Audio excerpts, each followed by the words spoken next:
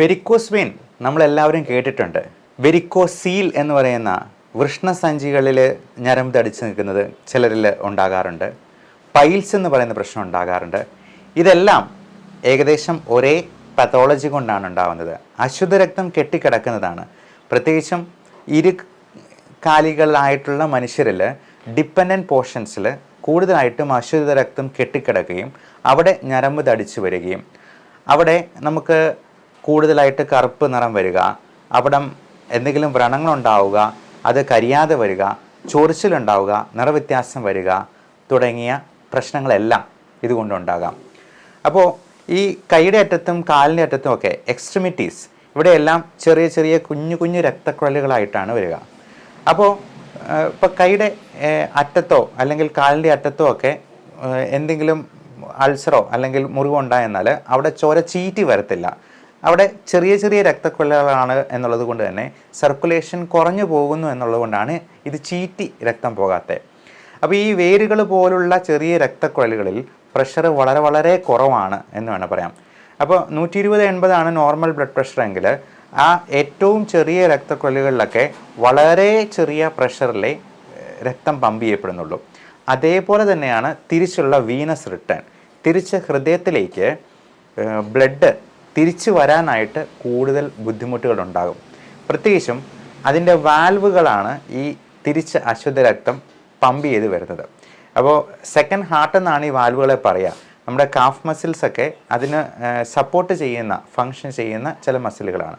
അപ്പോൾ ഇത് പൊക്കത്തിലേക്ക് എത്താനായിട്ട് ഒരു മോട്ടർ കൊടുത്ത് വെക്കാനായിട്ട് വേറെ വഴികളൊന്നുമില്ല. അപ്പം മോട്ടർ ഇല്ലാത്തത് കൊണ്ട് അതിന് പകരം നമ്മളെ ഹെൽപ്പ് ചെയ്യുന്ന വാൽവുകളാണ്. അത് ഈ സൈഡിലേക്ക് മാത്രം ഈ ബ്ലഡിനെ ഇങ്ങനെ തള്ളി വിടാനായിട്ട്, നമ്മൾ കണ്ടത്തിലൊക്കെ വെള്ളം പണ്ട് കാലത്ത് ചവിട്ടി കറക്കി വിടുന്നത് പോലെ അതുപോലെയുള്ള വാൽവുകളാണ് ഈ മോട്ടർ ആയിട്ട് ആക്ട് ചെയ്യുന്നത്. അപ്പോൾ വെയിന് ഒരു ട്യൂബ് പോലെ ഇരിക്കുന്നെങ്കിൽ ഇതിനകത്ത് 100 കണക്കിന് വാൽവുകളുണ്ട്. വാൽവ് എന്ന് നമ്മൾ കേട്ടിട്ടുണ്ട്. അത് വാൽവ് ഒരു സൈഡിലേക്ക് മാത്രം കടത്തി വിടുന്ന സംഗതികളാണ് വാൽവ്. ഇപ്പം ഡോറ് പോലെ ഇപ്പോൾ ഒരു വശത്തേക്ക് മാത്രം തള്ളിയെന്നാൽ ചിലയിടത്ത് നമ്മൾ പുഷ് ചെയ്യണം അല്ലെങ്കിൽ പുള്ളി ചെയ്യണം, ഒരു സൈഡിലേക്ക് തുറക്കാൻ പറ്റത്തുള്ളൂ. ഇതുപോലെ തന്നെ ഈ ട്യൂബിനകത്തുള്ളിലുള്ള സംഭവങ്ങളാണ് ഈ ഡോറുകൾ പോലെ വർക്ക് ചെയ്യുന്ന വാൽവുകൾ. ഈ വാൽവിൻ്റെ അപാകതകൾ നിമിത്തമാണ് അശുദ്ധ രക്തം കൂടുതലായിട്ടും അവിടെ കെട്ടിക്കിടക്കുന്നത്. അപ്പോൾ അങ്ങനെ കെട്ടിക്കിടക്കുമ്പോൾ ഈ അശുദ്ധ രക്തത്തിൽ ഉണ്ടാകുന്ന പലതരത്തിലുള്ള പ്രശ്നങ്ങൾ ഉണ്ടാകാം. അശുദ്ധ രക്തം നമുക്ക് അതിൽ നിന്നുണ്ടാകുന്ന ഈ വേസ്റ്റ് പ്രൊഡക്റ്റ് തന്നെ നമ്മുടെ സ്കിന്നിൽ പ്രശ്നങ്ങളുണ്ടാക്കാം, ഡെർമറ്റൈറ്റിസ് ഉണ്ടാക്കാം, അത് തന്നെ ചൊറിച്ചിലുണ്ടാക്കാം, അലർജി പോലുള്ള പ്രശ്നങ്ങളുണ്ടാക്കാം, എക്സിമ ആയിട്ടും അട്ടകേറിയായിട്ടും അതിൽ നിന്നുണ്ടാകുന്ന വെരിക്കോസ് അൾസറും ഉണ്ടാകാം. അപ്പം നമ്മൾ അതിനെന്താ ചെയ്യേണ്ടത്? ഇപ്പം ഒരു ഓസ് നമ്മൾ ഓർക്കുക. ഓസിനകത്ത് കുറേ ചെളിയും അഴുക്കും ഒക്കെ, അഴുക്ക് വെള്ളമാണ് അതിനകത്തൂടെ പോകുന്നതെങ്കിൽ ഈ അഴുക്കെല്ലാം അതിൻ്റെ ചുറ്റും അടിഞ്ഞു കൂടിയിട്ട് അത് അവിടെ കെട്ടിക്കിടക്കും. അപ്പോൾ നമ്മൾ എന്താ ചെയ്യുക? ഈ ഓസ് ഇങ്ങനെ പൊക്കി പിടിച്ചിട്ട് അത് ഞെക്കി അത് പിഴിഞ്ഞ് ആ വെള്ളം മുഴുവൻ പുറത്തോട്ട് അങ്ങ് വിട്ട് കഴിഞ്ഞിട്ടുണ്ടെങ്കിൽ ആ അഴുക്കെല്ലാം അങ്ങ് കളഞ്ഞു കഴിഞ്ഞാൽ ആ സർക്കുലേഷൻ നോർമലായിട്ട് നടക്കും. ഇതേപോലെ തന്നെയാണ് നമ്മൾ ഈ വെരിക്കോസ് വെയിൻ്റെ കാര്യത്തിലും ചെയ്യാൻ പറ്റുന്നത്. അതായത് ഇതിലെ വാൽവുകൾക്ക് പ്രശ്നം പറ്റി, വാൽവ് പോയി മോശമായി കഴിഞ്ഞെന്നാൽ നമ്മൾ ഇത് തിരിച്ച് ആ സർക്കുലേഷൻ പ്രോപ്പർ ആക്കാനായിട്ട് ഇത് കാലിൽ നിന്നും ആ ബ്ലഡ് തിരിച്ചെത്തിക്കാനായിട്ട് നമ്മൾ ശ്രമിക്കണം. അപ്പോൾ നമുക്ക് ചെയ്യാവുന്ന ഒരു കാര്യം, അതിൻ്റെ അറ്റത്ത് ഇപ്പം ആ ഓസിൻ്റെ അറ്റത്ത് അങ്ങ് കട്ട് ചെയ്ത് കഴിഞ്ഞിട്ടുണ്ടെങ്കിൽ അവിടുന്ന് ബ്ലഡ് മുഴുവനായിട്ട് അങ്ങ് ചീറ്റിപ്പോവും. കാരണം അത് കെട്ടിക്കിടക്കുന്ന രക്തമാണ്. അപ്പോൾ ഈ ഓസ് കട്ട് ചെയ്തതുപോലെ തന്നെ താഴ്ഭാഗത്ത് ഒരു ചെറിയ ഒരു പ്രിക്കിട്ടെന്നാൽ പോലും അതിലൂടെ ബ്ലഡ് ചീറ്റിപ്പോകും. അത് രോഗി പോലും അറിയണമെന്നില്ല. ചിലപ്പോൾ രോഗി നോക്കുമ്പോഴത്തേക്കും ബ്ലഡ് ചീറ്റി നിലത്തെല്ലാം ബ്ലഡ് വീണ് കിടക്കുന്നു എന്നുള്ള ഒരു സ്ഥിതിവിശേഷം കാണും. അപ്പം നമ്മൾ ഈ ഓസിൽ നിന്ന് വെള്ളം താഴോട്ട് അല്ലേ പോകത്തുള്ളൂ. നമ്മൾ ഫിസിക്സിൽ പഠിച്ചിട്ടുണ്ട്, നമ്മൾ ഒരു ടാങ്കിൽ നിന്നൊക്കെ വെള്ളം താഴോട്ടേ പോകത്തുള്ളൂ. അപ്പോൾ നമ്മൾ താഴ്ഭാഗത്ത് ഈ ഓസ് താഴ്ത്തി വെച്ചെന്നാൽ മാത്രമേ വെള്ളം തിരിച്ചൊഴുകി വരത്തുള്ളൂ. അപ്പം നമുക്ക് ഹൃദയത്തിലേക്ക് ഈ അശുദ്ധ രക്തം തിരിച്ചെത്തിക്കണമെന്നുണ്ടെങ്കിൽ ഈ കാല് പൊക്കി വെച്ചിട്ട് ഹൃദയത്തിനേക്കാൾ കൂടിയ ലെവലിൽ അത് പൊങ്ങിയിരുന്നാൽ മാത്രമേ അത് തിരിച്ച് ഹൃദയത്തിലേക്ക് ഒഴുകി വരത്തുള്ളൂ. അത് ഫിസിക്സിൻ്റെ ലോ പോലെ അത് ഗ്രാവിറ്റേഷൻ വഴി വർക്ക് ചെയ്തെന്നാൽ മാത്രമേ അത് തിരിച്ചെത്തിക്കത്തുള്ളൂ. അല്ലാതെ കാലിങ്ങനെ താഴ്ത്തി തന്നെ ഇരുന്നാൽ അത് നിന്നുകൊണ്ടുള്ള ഒരേ ജോലി ചെയ്യുന്നവർക്ക്, ബാർബർമാർക്ക്, സർജന്മാർക്ക്, അതുപോലെ നഴ്സുമാർക്ക്, സ്റ്റുഡൻസിന് ഒക്കെ നിന്നുകൊണ്ട് ജോലി ചെയ്യുന്ന ആൾക്കാർക്ക് എല്ലാവർക്കും ചായ അടിക്കുന്നവർക്ക് ഒക്കെ ഈ സ്റ്റാഗ്നൻ്റ് ആയിട്ടുള്ള ബ്ലഡ് അങ്ങനെ തന്നെ കെട്ടിക്കിടന്ന് വെരിക്കോസ് വെയിൻ കൂടാനായിട്ടും അത് പ്രശ്നങ്ങൾ ഉണ്ടാക്കാനും സാധ്യതയുണ്ട്. പിന്നെ പാരമ്പര്യമായിട്ടും വെരിക്കോസ് വെയിൻ ഒരു സാധ്യത കൂടുതലുണ്ട്. അലർജി ഉള്ളവർക്ക് പലതരത്തിലുള്ള പ്രോട്ടീൻ അലർജികൾ ഇതിന് കൂടുതൽ കാരണമാകാറുണ്ട്. പാല്, അരി, ഗോതമ്പ് പോലുള്ള സംഗതികളിൽ പോലും പലതരത്തിലുള്ള പ്രോട്ടീൻസ് ഉണ്ട്. ഗോതമ്പിലുള്ള ഗ്ലൂട്ടൻ ഇൻടോളറൻസ് ഒക്കെ പല ആൾക്കാരിലുണ്ട്. അതുപോലെ മുട്ട, ഇറച്ചി, മീൻ തുടങ്ങിയവയിലുള്ള പ്രോട്ടീനും പലർക്കും അലർജി ഉണ്ടാക്കാറുണ്ട്. ഇതും വെരിക്കോസ് വെയിനിന് ഒരു കാരണമായിട്ട് പറയപ്പെടുന്നു. അപ്പോൾ ഇത്തരത്തിലുള്ള അലർജി ഉണ്ടോ എന്നുള്ളത് നമ്മൾ IG ലെവൽ നോക്കി പരിശോധിച്ച് മനസ്സിലാക്കുക. IG ഒരുപാട് കൂടുതലാണെന്നുണ്ടെങ്കിൽ ഒരു അലർജി സ്കിൻ പ്രിക് ടെസ്റ്റ് നോക്കുക. നമുക്ക് ഏതൊക്കെ ഫുഡിൽ നിന്നാണ് അലർജി ഉണ്ടാകുന്നത് എന്നുള്ളത് കണ്ടുപിടിച്ച് അത് മാറ്റി നിർത്തിയെന്നാൽ മാത്രമേ ഈ പ്രശ്നങ്ങൾ കൂടുതൽ വഷളാകാതിരിക്കുകയുള്ളൂ. IG ഒരുപാട് കൂടുതലാണെങ്കിൽ അലർജിയെ പൂർണ്ണമായിട്ടും മാറ്റാനുള്ള ഇമ്മ്യൂണോതെറാപ്പി എന്ന് പറയുന്ന ട്രീറ്റ്മെൻറ്റ് അലോപ്പതിയിലുണ്ട്.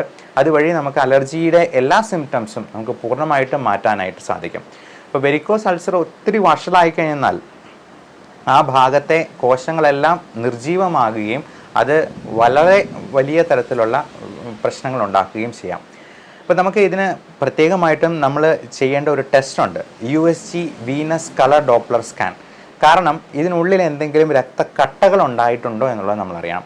അപ്പം അതല്ലാതെ നമ്മളിങ്ങനെ മസാജ് ചെയ്യുന്നതും കാല് പൊക്കി വെച്ചിട്ട് മസാജ് ചെയ്യുന്നതും ഒക്കെ ചിലപ്പോൾ ഈ കട്ട അവിടെ നിന്ന് ഡിസ്ലോഡ്ജ് ചെയ്ത് ഹൃദയത്തിലോ ശ്വാസകോശത്തിലോ ബ്രെയിനിലോ ഒക്കെ പോയി അവിടെ കൂടുതൽ പ്രശ്നങ്ങൾ ഉണ്ടാക്കാം. പൾമണറി എംബോളിസം, ത്രോംബോ എംബോളിസം എന്ന് പറയുന്നത് ഈ രക്തക്കട്ട പോയി ബ്ലോക്ക് ചെയ്യുന്നതാണ്. അപ്പോൾ DVT പോലുള്ള ഡീപ്പ് വെയിൻ ത്രോംബോസിസ് പോലുള്ള പ്രശ്നങ്ങൾ ഉണ്ടാവുന്നില്ല എന്നുള്ളത് ഈ USG venous colour Doppler scan ചെയ്ത് അത് ഉറപ്പ് വരുത്തിയിട്ട് മാത്രമേ നമ്മൾ ഈ മസാജിങ്ങിന് പോകാൻ പാടുള്ളൂ. അപ്പോൾ കംപ്രഷൻ സ്റ്റോക്കിങ്സ് ഇപ്പോൾ ഓൺലൈനിലൊക്കെ നമ്മൾ നോക്കിയെന്നാൽ 800 രൂപയ്ക്കൊക്കെ ഈ കംപ്രഷൻ സ്റ്റോക്കിങ്സ് കിട്ടും. അത് തുട വരെ കയറ്റിയിടാവുന്ന, താഴേന്ന് കയറ്റിയിടാവുന്ന. അപ്പോൾ നമ്മൾ ഈ കംപ്രഷൻ സ്റ്റോക്കിങ്സ് ഇടുന്നത് ഈ മസിൽസിനെ കംപ്രസ് ചെയ്യാനായിട്ടും അത് തിരിച്ച് രക്തയോട്ടം മെച്ചപ്പെടുത്താനായിട്ടും സഹായിക്കും.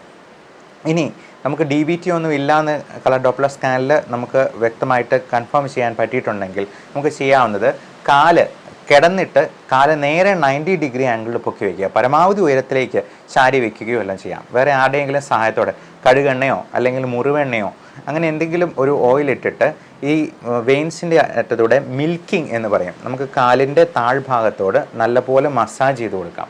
അങ്ങനെ ചെയ്യുമ്പോൾ തന്നെ നമുക്ക് ഈ കാല് വേദനയ്ക്കും കടച്ചിലിനുമൊക്കെ നല്ല കുറവുണ്ടാകും, നല്ല ആശ്വാസം ഉണ്ടാകും. പിന്നെ ഇതിന് ചെയ്യുന്ന ഏറ്റവും നല്ല ശാസ്ത്രീയമായിട്ടുള്ള ട്രീറ്റ്മെൻ്റ് ഉണ്ട്. അപ്പോൾ നമുക്കതിന് കാൽഷ്യം ഡോബിസലേറ്റ് പോലുള്ള സപ്ലിമെൻറ്റ്സ് കൊടുക്കാം. ഇത് നമ്മുടെ ബ്ലഡിൻ്റെ ഇലാസ്റ്റിസിറ്റി കൂട്ടാനായിട്ടും നമ്മളെ സഹായിക്കും.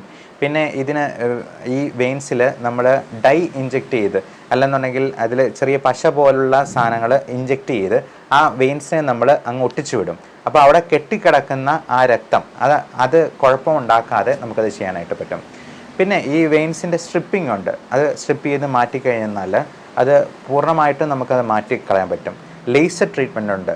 പിന്നെ ഇതിന് പലതരത്തിലുള്ള ഹിജാമ പോലുള്ള ലീച്ച് തെറാപ്പി, ഇതൊന്നും ശാസ്ത്രീയമായിട്ട് പ്രൂവ് ചെയ്തിട്ടുള്ളതല്ല, അതൊന്നും മെഡിക്കൽ കൗൺസിൽ അംഗീകരിച്ചിട്ടുള്ളതുമല്ല. മാത്രമല്ല ലീച്ച് പോലുള്ള ഇപ്പം അതിൻ്റെ ഉമിനീരിലൊക്കെ ചെറിയ വിഷാംശങ്ങളും ഉണ്ടാകാൻ സാധ്യതയുണ്ട്. അപ്പോൾ അങ്ങനെയുള്ള സംഗതികളൊക്കെ ചെയ്യുമ്പോഴത്തേക്കും ചിലപ്പോൾ ഇത് കൂടുതൽ വഷളാകാനും പോലും സാധ്യതയുണ്ടെന്നുള്ളത് മനസ്സിലാക്കുക. ഇപ്പം മെഡിസിനൽ ലീച്ചസിനെയൊക്കെ ഉപയോഗിച്ചിട്ടുള്ള അത് ശാസ്ത്രീയമായിട്ട് ഇപ്പം ആയുർവേദ ഡോക്ടറിൻ്റെ അടുത്ത് പോയി ചെയ്യുന്നതിന് കുഴപ്പമില്ല. പക്ഷേ നമ്മൾ ഈ വൈദ്യന്മാരുടെ അടുത്ത് 10ാം ക്ലാസ് പോലും പാസ്സാവാത്ത വൈദ്യന്മാരുടെ അടുത്ത് പോയി ചികിത്സ ചെയ്യുന്നത് വളരെ ബുദ്ധിമോശമായിട്ടുള്ള കാര്യമായിരിക്കും എന്നുള്ളതും പ്രത്യേകം ഓർമ്മിപ്പിക്കുന്നു. അതേപോലെ ഇതിനുള്ള പലതരത്തിലുള്ള സപ്ലിമെൻറ്റ്സ്, പ്രത്യേകിച്ചും കൊളാജൻ, ഹൈലൂറോണിക് ആസിഡ്, കോൺട്രിയോട്ടിൻ സൾഫേറ്റ് തുടങ്ങിയവയെല്ലാം ഇതിൻ്റെ ഇലാസ്റ്റിസിറ്റി വർദ്ധിപ്പിക്കാനായിട്ടും ബ്ലഡ് സർക്കുലേഷൻ നോർമലാക്കാനായിട്ടും സഹായിക്കും. ബ്ലോക്കുകൾ ഉണ്ടാകാൻ സാധ്യത കൂടുതലുള്ളവരാണെങ്കിൽ, അതിൻ്റെ റിസ്ക് ഫാക്ടേഴ്സ് കൂടുതലുണ്ടെന്നുണ്ടെങ്കിൽ, ഉള്ളവരാണെങ്കിൽ, ബ്ലഡ് തിന്നേഴ്സ് കഴിക്കുന്നവർ ഉണ്ടെന്നുണ്ടെങ്കിൽ അതെല്ലാം കൃത്യമായ ഡോസേജിൽ കൃത്യമായ കാലയളവിൽ ചെക്കപ്പും ചെയ്ത് അത് പ്രശ്നങ്ങളൊന്നും ഉണ്ടാക്കുന്നില്ല എന്നുള്ളത് ഉറപ്പുവരുത്തണം. ഇതേ സംഗതി തന്നെയാണ് വെരിക്കോസീൽ എന്ന പ്രശ്നങ്ങൾ ഉണ്ടാക്കുന്നതും. ഈ പൈൽസ് എന്ന് പറയുന്നത് ഏനസിന് ചുറ്റുമുള്ള മലദ്വാരത്തിന് ചുറ്റുമുള്ള ബ്ലഡ് വെസൽസിൽ ബ്ലഡ് കെട്ടി നിന്നിട്ട് അവിടെ നിന്ന് ബ്ലീഡിങ് ഉണ്ടാവുക. നമ്മൾ ഒത്തിരി കോൺസ്റ്റിപ്പേഷന് ഒരുപാട് കട്ടിയായിട്ട് മലം പോകുമ്പോഴത്തേക്കും ആ ബ്ലഡ് വെസൽസ് പൊട്ടുകയും അവിടെ നിന്ന് ബ്ലീഡിങ് ഉണ്ടാവുകയുമാണ് ചെയ്യുന്നത്. വെരിക്കോസിൽ എന്ന് പറയുന്നത് സ്ക്രോട്ടത്തിന് ചുറ്റും, അതായത് വൃഷ്ണസഞ്ചിക്ക് ചുറ്റും ഇതുപോലെ ബ്ലഡ് വെസൽസ് കട്ടിയായിട്ട് വരികയും അവിടെ രക്തം കട്ട പിടിച്ച് അവിടെ ബ്ലോക്ക് ഉണ്ടായി കിടക്കുന്നതുമാണ്. അപ്പോൾ ഇതെല്ലാം ഒന്നല്ലെങ്കിൽ മറ്റൊരു തരത്തിൽ നമുക്ക് പ്രശ്നങ്ങൾ ഉണ്ടാക്കുന്നത് ബ്ലഡ് വെസൽസിൽ തന്നെയാണ്. അപ്പോൾ ബ്ലഡ് വെസൽസിന് വേണ്ട സർക്കുലേഷൻ നോർമലൈസ് ചെയ്യാനായിട്ടുള്ള മരുന്നുകളും അതിന് വേണ്ട ട്രീറ്റ്മെൻറ്റുമാണ് നമ്മൾ ചെയ്യേണ്ടത്. ലൈഫ് സ്റ്റൈലിൽ കൃത്യമായിട്ടുള്ള മാറ്റങ്ങൾ കൊണ്ടുവരുത്തണം. ഒരുപാട് സെഡൻറ്ററി ലൈഫ് സ്റ്റൈൽ, ഒരേ ഇരിപ്പിൽ തന്നെ ജോലി ചെയ്യുന്നവർ, ഒരേ നിപ്പിൽ തന്നെ കാല് തൂക്കി വെച്ചുകൊണ്ട് ജോലി ചെയ്യുന്നവർ, ടൈലേഴ്സ്, അങ്ങനെയുള്ളവർക്കൊക്കെ ടൈലേഴ്സിന് പിന്നെയും നമ്മൾ ആ ഒരു ആക്ഷൻ ഉള്ളതുകൊണ്ട് ഈ കാഫ് മസിൽസിനെ സ്ട്രെങ്തൻ ചെയ്യുന്ന രീതിയിലുള്ള എക്സസൈസാണ് അവർ ചെയ്യുന്നത്. അതുകൊണ്ട് തന്നെ അവർക്ക് അത്രയധികം പ്രശ്നം വരത്തില്ല. പക്ഷേ ഒരേ ഇരിപ്പിൽ തന്നെ ഇരുന്ന് ചെയ്യുന്ന IT പ്രൊഫഷണൽസിനാണെങ്കിൽ പോലും ഈ പ്രശ്നങ്ങളൊക്കെ കൂടുതലായിട്ടുണ്ടാകാനുള്ള സാധ്യതയുണ്ട്. Sitting is A new smoking എന്ന് പറയും. അതുകൊണ്ട് 10 മിനിറ്റ് കൂടുമ്പോഴെങ്കിലും എണീറ്റ് നിന്ന് എക്സസൈസ് ചെയ്യാനായിട്ടും ഒന്ന് നടന്നിട്ട് വരാനെങ്കിലും നോക്കുക. കാഫ് മസിൽ സ്ട്രെങ്തനിങ് ആയിട്ടുള്ള സോളിയസ് മസിൽ പുഷപ്പ് പോലെ നമുക്ക് തിയേറ്ററിൽ സിനിമ കണ്ടുകൊണ്ടിരിക്കുമ്പോൾ പോലും ചെയ്യാവുന്ന എക്സസൈസാണ് സോളിയസ് മസിൽ പുഷപ്പ്. അത് പാദത്തിൽ ഊന്നി നമ്മൾ പതുക്കെ കാല് മാത്രം പൊക്കുന്ന എക്സസൈസാണ്. അതുവഴി കാഫ് മസിൽസിനെ കൺട്രാക്ട് ചെയ്യുകയും ഈവൻ ബ്ലഡ് ഷുഗർ ലെവൽ വരെ 50 mg/dL നമ്മൾ ഒരു 10 മിനിറ്റ് ചെയ്യുമ്പോൾ തന്നെ അത്രയും കുറവ് വരുന്നു എന്നുള്ളതാണ് പഠനങ്ങളെ കാണിക്കുന്നത്. അപ്പോൾ വെറുതെ ഇരുന്നുകൊണ്ട് പോലും നമുക്ക് എക്സസൈസ് ചെയ്യാമെന്നുള്ളത് മനസ്സിലാക്കുക. നമ്മൾ ഈ സെഡൻറ്ററി ലൈഫ് സ്റ്റൈൽ മാറ്റിപ്പിടിക്കാനായിട്ട് ശ്രദ്ധിക്കുക. വെരിക്കോസ് വെയിനെ കുറിച്ചിട്ടുള്ള ഏകദേശ ധാരണ കിട്ടിയെന്ന് വിശ്വസിക്കുന്നു. എല്ലാവർക്കും നല്ല ആരോഗ്യം ആശംസിക്കുന്നു. Love and regards, doctor Bipin Jose, Pulma medical centre, Pala, Kanjirappally and Sulthan Bathery.